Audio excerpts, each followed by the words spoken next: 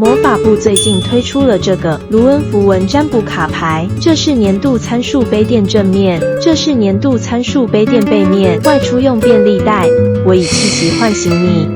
进行切牌动作，抽第一张卡牌并写下来，进行切牌动作，抽第二张卡牌并写下来，2次记下的罗马数字对照杯垫，这就是所问世的可能或然率。操作简单，携带方便，还不赶快入手吗？